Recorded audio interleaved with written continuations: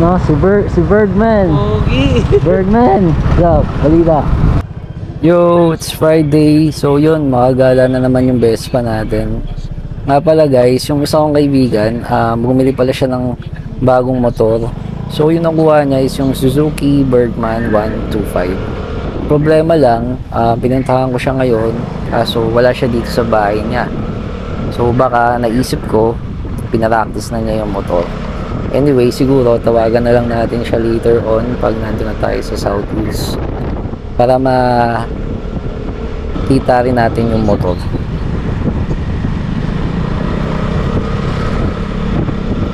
Sarap talaga mag-chillin out no pag Friday after ng isang linggong trabaho. So yun, siguro kain tayo somewhere. May ilaw na rin pala yung ano natin, fuel gauge. So dapat makahanap tayo ng gas station na malapit dito before pa tayo matirikan. Kasi mahirap magtulak eh.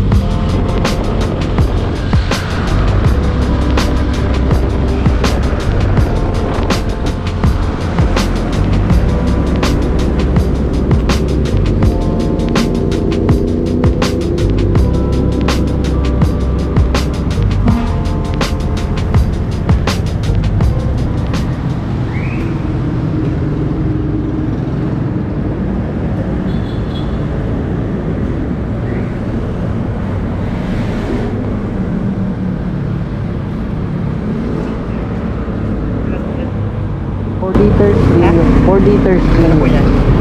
Anong gas mo? Premium.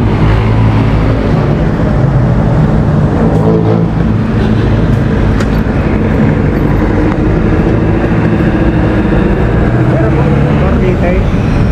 Apat.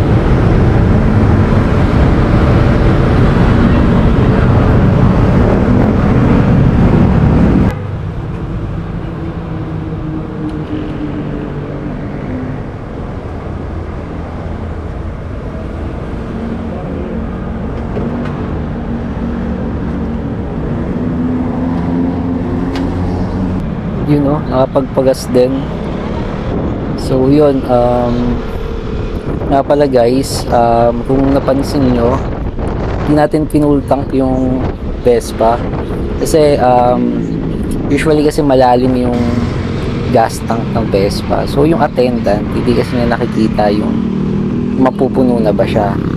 Kaya ang advice ko, if ever magpo-full tank kayo, inform nyo si attendant na pag sa dulo, dahan-dahanin na lang niya yung pagpitik dun sa gas para maiwasan natin siyang umapaw. Or kung di talaga maiwasan, dala kayo ng pamunas para just in case umapaw siya, punasan nyo na lang siya.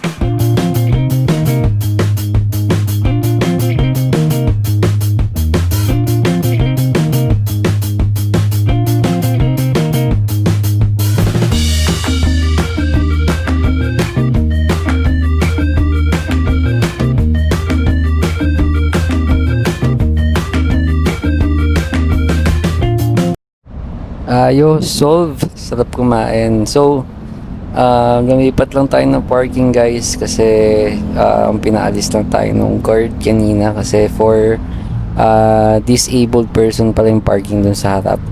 So, siguro kontakin na natin si tropa. Baka nandiyan na siya eh.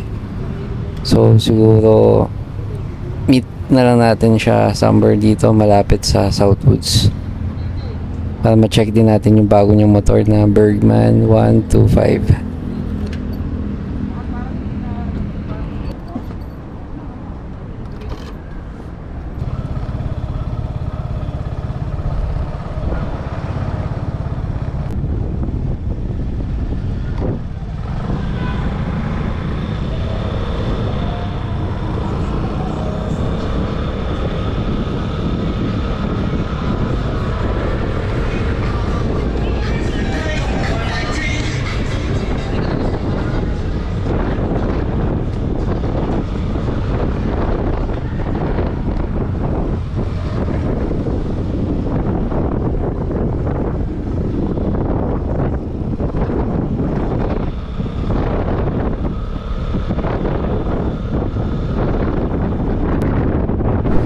Ayun, mukhang siya na nga yung nakatambay dun sa gilid.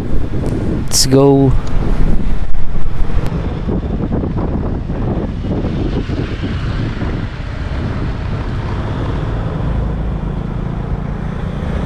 So, ano, si Bergman! Pogi! Bergman! What's up? Balita! Okay lang eh. Kakagaling ko lang sana eh. Makita ko dun sa may padayon saglit eh. Iniikot-ikot ko lang. Eh, Ano na ba? sakto day off ko pa ngayon. Ito pala guys yung ano, Bergman Street 125.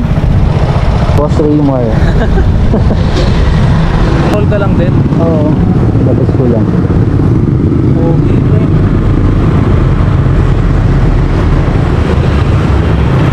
Ano na to pre no? 150cc. Hindi, 125 lang po. 125 lang din.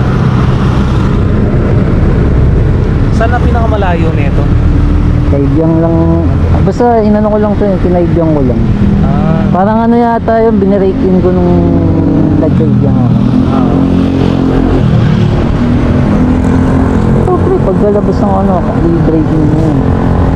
Sa Batangas, So, sa mga braking, wala. Tagal lang ng ORCR. Pinichin ko dun sa ano, yung customer portal ng motor pre.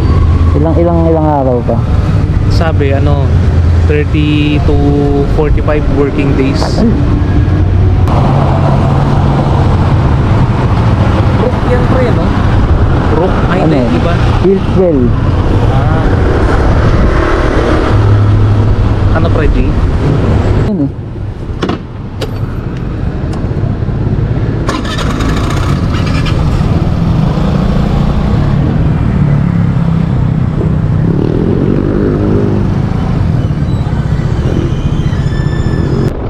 So yun guys, nakita na natin yung Bergman 125 personally.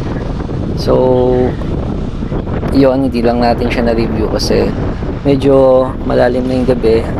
Siguro i-set na lang natin sa susunod na vlog or some other time. So dito na tayo guys. First impression, based on my opinion lang to guys. For me, yung design ng Bergman 125 is very unique and similar to Maxis scooter. So mayroon kasi itong higher cc na version eh. So talagang ginawa nilang compact at nilagay sa smaller cc. So yun, big thumbs up sa Suzuki for doing that. And also for me, kung papipiliin din ako ng scooter na medyo may unique style and design, so ano siya, isa siya sa pinakamagandang kumbaga option kasi mostly yung ibang motor is, di ba, common na yung Click 125, Mio, nandiyan na yan, tagal na. So ito kasing Suzuki Bergman, nandiyan na rin siya before pero parang mas inano niya yung design. Kaya parang mas nakuha ko dun sa design talaga ng Bergman. So contradicto dun sa mga sinasabi ng iba, based on their opinions din, yun nga, di sila nagagandahan or parang di nila trip yung design ng Bergman. So kanya-kanya naman tayong preference eh. So for me, good sa akin tong Bergman kasi dun sa design. Tapos meron din siyang kalakihan, like medyo similar din siya sa NMAX when it comes to sa width niya.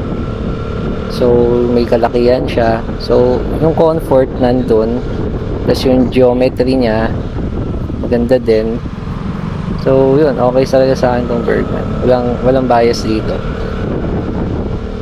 And also, one of the reasons din kasi very similar din siya sa Vespa. Malilit din yung gulong niya, plus yung seat height niya medyo mataas. So balance na balance lang talaga dun sa may handlebar niya. Kaya pag inupuan mo rin yung Bergman talaga, pwede mo rin itaas yung paa mo like dun sa ginagawa sa NMAX. And same with the Vespa, pwede rin kasing gawin yun eh. Yung naka straight yung paa mo habang nagra-ride ka para sa comfort, diba? Ang lakas din humatak ng ang Bergman 125 sa paahon. Kaya okay na okay din sa long ride eh.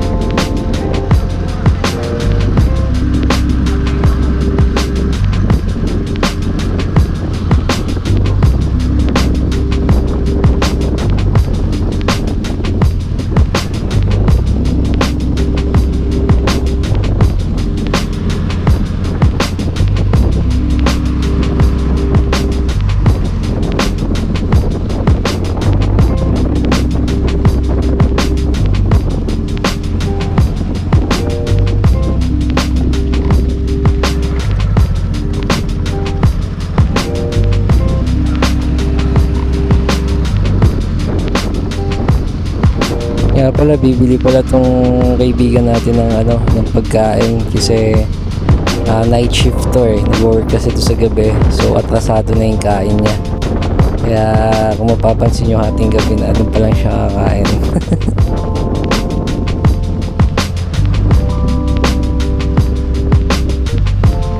Dito ka na. So wala nang ulam eh.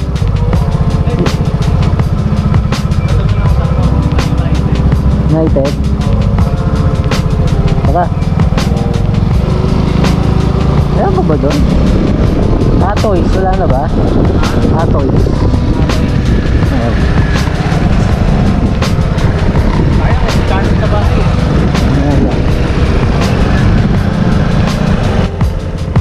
So guys, hanggang dito na lang kasi ako uuwi na. Tapos siya naman, maghanap na siya ng pagkain niya.